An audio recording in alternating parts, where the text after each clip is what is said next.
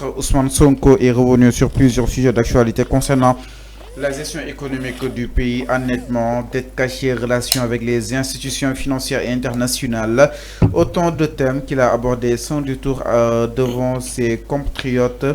Ces critiques ont particulièrement visé le Fonds monétaire international qu'il accuse de politiser ses relations avec le Sénégal. Alors, enfin, est-ce que Ousmane Sonko n'est que du cadre de FMI devait chercher à politiser ses relations avec le Sénégal. Ama fallu baat boobu moo déranger ñu bëri quoi.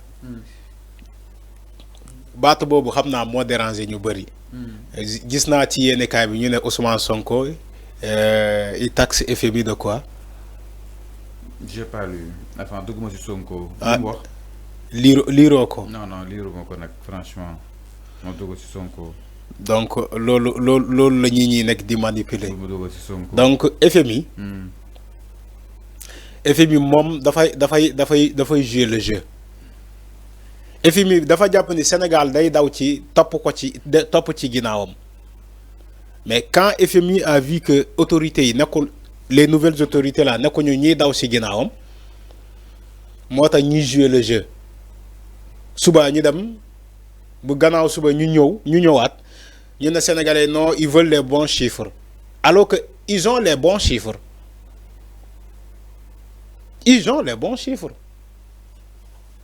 mais Ousmane Sonko ce qu'il a dit à Milan à propos de FMI il a raison ce qu'il a dit à propos de FMI il a raison man yàgg naa taxaw fii ne lan FMI du dara en réalité du dara c'est de rien du tout. FMI taxul Sénégal développé les Sénégalais doivent se préparer à ça psychologiquement nous les Sénégalais nous les Africains on doit se préparer psychologiquement ni que FMI ne peut pas développer l'Afrique FMI mënul développer Afrique FMI mu ngi fi depuis 1960 après la conférence de Berlin ils étaient là la Banque mondiale était là. ba léegi mu ngi fii FMI mu ngi fii la BAD mu ngi fii ñoom ñëpp ñu ngi fii et ces pays là ne sont pas développés non seulement ils sont pas souverains ces pays là mais ils sont pas développés au contraire ces pays là ont été pillés ont été endettés surendettés boo jëlee le cas du Sénégal le Sénégal c'est aujourd'hui surendetté c'est un pays surendetté. Et on continue d'appeler FMI. On dit, oui, FMI, tu viens nous régler la dette. Oui, c'est ce que nous disons. Hein. Les politiciens, là, les Thierno Alassane Sall, les Bougane et autres. Quand il dit que, oui, comment il s'appelle, l'autre de APR, le coordonnateur des cadres légui, comment il s'appelle Pape Malick Ndour. Voilà, Pape Malick Ndour. Quand Pape Malick Ndour nous dit que le Sénégal ne peut pas s'en passer de FMI. Le Sénégal ne peut pas s'en passer de FMI. C'est ce que Pape Malick Ndour dit. Parce que nous, à tout prix, war nañu mëna jot ci les financements de FMI. Effectivement. Mais c'est pas à nous de forcer FMI pour mu jox ñu xaliss.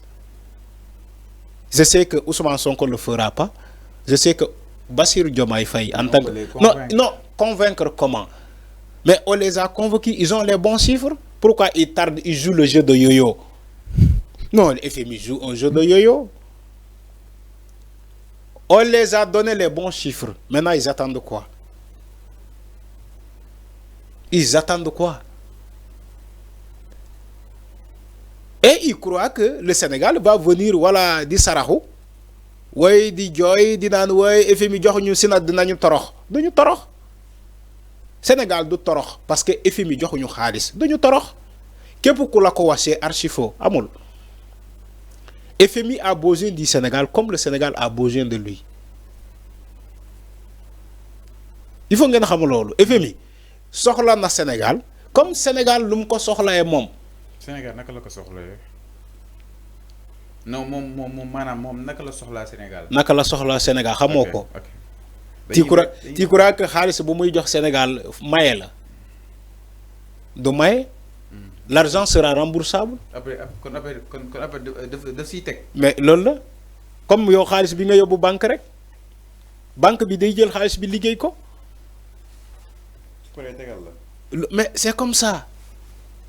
Mais loolu donc on peut pas continuer de crier di jooy FMI ba kañ ana FMI ñëw na mu ngi jeu. Il faut laisser FMI et avancer. C'est ce que Ousmane Sonko a dit à Milan. Il n'a pas dit un scandale là-bas. Pourquoi le scandaliser? C'est pas un scandale. Ñun Sénégal ñoo war a gëmatu dañoo war a non FMI ñun gëmatuñu ko gëmatuñu FMI Fallou nañu waxante dëgg.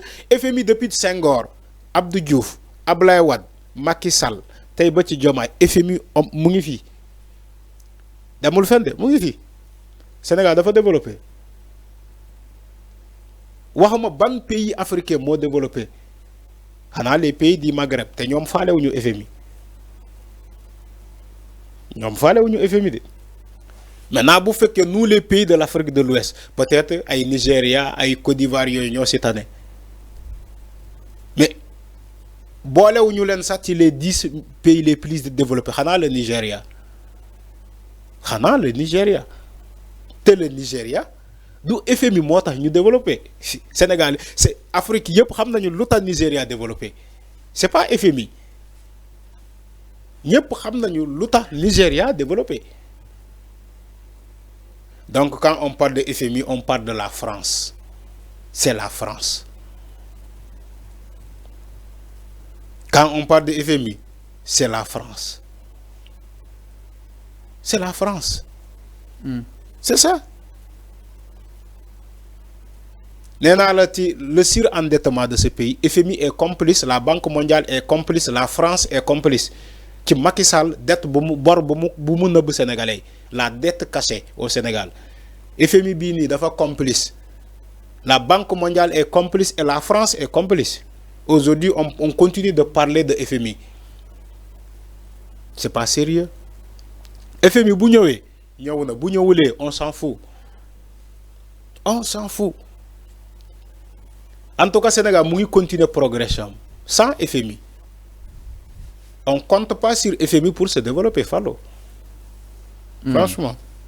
Alors mais enfin aussi FMI su fàttee portier fan lañu bàyyi leen FMI. Exactement, c'est-à-dire diaspora bon bi est-ce que ñu fi mën a yaakaar entre autres dama ne donc d'où viennent nos investissements Fallou si toutefois nos relations avec le FMI Fallou Diomaye a fait combien d'années au pouvoir? Combien d'années? Il a fait 17 mois non? Presque 2 ans. 2 ans. FMI ñëwul de mës nga dégg fay ñu salaire Sénégal FMI ñëwul de ñii bu ñu toogee ba léegi FMI ñëwul joxewul benn xaalis. Est-ce que Sénégal taxaw na fay ñu kenn demal nga laaj fonctionnaire yi ndax fay ñu leen seen salaire. Pourtant FMI ñëwul de nga ne ñu way FMI way c'est pas une nécessité. C'est quoi? Balaa ngay wax diaspora bond bi balaa diaspora bond bi nekku ñu di fay salaire pourtant ñu ngi fay salaire. Mais situation bi jàpp nga ni mën na continuer. Mais mën na continuer Fallou. Gis nga toute révolution commence par ça. Toute révolution au monde voilà day métti ba pare. Les pays qui se sont développés dafa commencer métti dañoo commencer ci métit ñu muñ ko liggéey ba ñu développer. Les pays développés ont commencé par là. Là où le Sénégal est aujourd'hui. Gis nga ñoom ba ñuy commencer fii le cas de la Chine. Dans les années 60, la Chine était Sénégal sa moo ko tane. Mais comment les Chinois se sont fait pour se développer actuellement? Le Japon, les bombardements de Nagasaki et Hiroshima. Ils étaient tous comme ay dômes. Aujourd'hui, le Japon est où? La Corée du Sud est où? La Corée du Nord est où? La Chine est où? Où sont nous les Africains? C'est parce que ñun liggéeyuñu ñun suñu yaakaar dañoo jël suñu yaakaar wékku ko ci FMI alors que chinois yi faalewuñu FMI japonais yi faalewuñu FMI le Moyen-Orient le Proche-Orient ñooñu faalewuñu FMI mais ñun africains yi tubaab bi moo ñu gëmloo surtout les Français ñoom ñoo ñëw Afrique gëmloo africains yi ni que FMI moo leen di tax ngeen développer boo leen amulee ay financement ci FMI tey ngeen dee boo leen amulee ay financement ci USAID États-Unis USAID tey ngeen dee